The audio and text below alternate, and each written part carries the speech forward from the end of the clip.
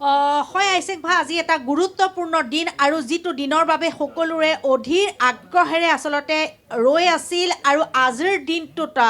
যি প্ৰাৰম্ভিক যিসমূহ তদন্ত আছিল তদন্ত প্ৰক্ৰিয়া আৰক্ষীয়ে শেষ কৰিছে বুলি ক'ব পাৰি আৰু আজিৰে পৰা আইনত যিখিনি কাম কাজ আদালতত আৰম্ভ হ'ব আৰু তাৰ পিছতে আদালতে ন্যায় প্ৰদান কৰিব। এতিয়া কথা হৈছে যে জুবিন গাৰ্গৰ কেনেধৰণে মৃত্যু হ'ল। মুখ্যমন্ত্ৰীগৰাকীয়ে এক প্ৰকাৰ স্পষ্ট কৰি দিলে যে জুবিন গাৰ্গক হত্যা কৰা হ'ল আৰু জুবিন গাৰ্গক হত্যাৰ মূল কাৰণ ধন। গতিকে এই যিসমূহ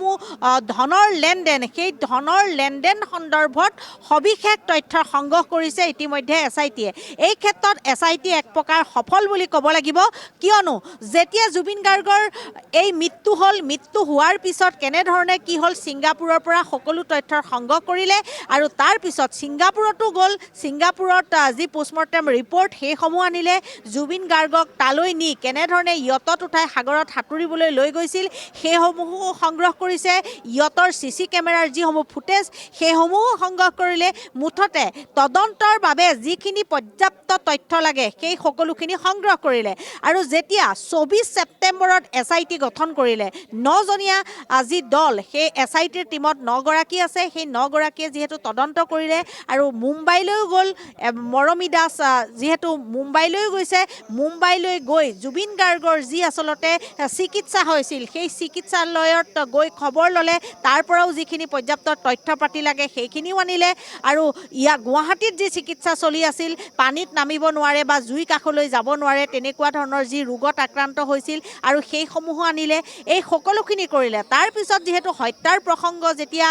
গোটেই পোহৰলৈ আহিল, মুখ্যমন্ত্ৰীগৰাকীয়ে স্পষ্ট কৰি দিলে যে ধনৰ বাবেই যিহেতু জুবিন গাৰ্গক হত্যা কৰা হ'ল। এতিয়া ধনৰ বাবেই যেতিয়া হত্যা কৰা হ'ল তেতিয়া 900ৰো অধিক লোকক যিহেতু ভাষ্য সংগ্ৰহ কৰিলে, ছিংগাপুৰলৈ যোৱা যিসকল লোক আছিল সেই লোকসকলক মাতি আনি তেওঁলোকৰ পৰা যথেষ্টখিনি তথ্য পালে আৰু বিভিন্ন স্থানৰ বিশেষকৈ সমগ্ৰ ৰাজ্যৰ প্ৰায় 300ৰো অধিক লোকক অৰ্থাৎ জুবিন গাৰ্গৰ সৈতে ঘনিষ্ঠ ব্যক্তিকে ধৰি বিহু সমিতিকে ধৰি বিভিন্ন ধৰণৰ অনুষ্ঠান প্ৰতিষ্ঠানৰ যি মুৰব্বী সেই মুৰব্বীসকলক ইতিমধ্যে আনি ইয়াত ভাষ্য সংগ্ৰহ কৰিলে। কাৰণ বহুতে কৈ আছিল যে কি কাৰণে জুবিন গাৰ্গক হত্যা কৰিলে বা এই বিহু সমিতিসমূহক কিয় মাতিব লাগে বা যিসকল ব্যৱসায়ী প্ৰতিষ্ঠান ৰুটি বিক্ৰী কৰা লোককো মাতিছে এটা কাৰণতে যে জুবিন গাৰ্গে সেই দোকানখনত ৰুটি খাইছিল আৰু খাওঁতে কিন্তু সিদ্ধাৰ্থই সেইজনৰ পৰা পইচা সেই ঠাইটো তেওঁ পইচা আত্মসাৎ কৰিছিল। আপুনি ভাবি চাওক যে কেনেকুৱা মানুহক আচলতে মেনেজাৰ হিচাপে জুবিন গাৰ্গে অতি ঘনিষ্ঠ বুলি ৰাখিছিলে। গতিকে এই সকলো যেতিয়া তথ্য পালে তেতিয়া কেঁচু খান্দোতে খাপ ওলোৱাৰ দৰে গৈ এই যি বিত্তীয় অনিয়ম সেই অনিয়মত তেওঁলোকে সোমালে। SITয়ে সকলো চালি জাৰি চালে, সকলোকে মাতিলে, তেতিয়া গম পালে যে বহু টকা ঘটিলে জুবিন গাৰ্গক ব্যৱহাৰ কৰি সিদ্ধাৰ্থই আৰু শ্যাম কানুৱে নৰ্থ ইষ্ট ফেষ্টিভেল ৰঙালী উৎসৱ পতাৰ নামত জুবিন গাৰ্গক কেনেধৰণে ব্যৱহাৰ কৰিলে সকলো তথ্য লাভ কৰিলে আৰু সমান্তৰালকৈ 7গৰাকী অভিযুক্তই এতিয়া কাৰাগাৰত আছে। গতিকে এই 7গৰাকী অভিযুক্তক জুবিন গাৰ্গক হত্যা কৰাৰ অপৰাধত যিহেতু তেওঁলোকক যদি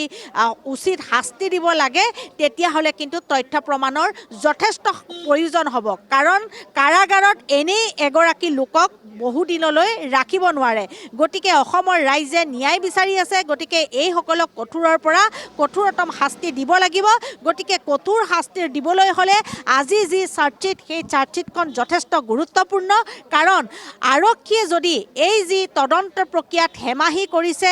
বা যদি তথ্য প্ৰমাণ গোটাব নোৱাৰিলে তেতিয়াহ'লে কিন্তু এইসকল মুকলি আকাশৰ তললৈ ওলাই আহিব। গতিকে অসমৰ মানুহক আশ্বস্ত কৰিব পৰাকৈ বিশ্বাস কৰিব পৰাকৈ কিন্তু এই ক্ষেত্ৰত এইখিনি মুহূৰ্তলৈকে যিহেতু SITয়ে কাম কৰি আছে, কাৰণ SIT ফালৰ পৰা যিহেতু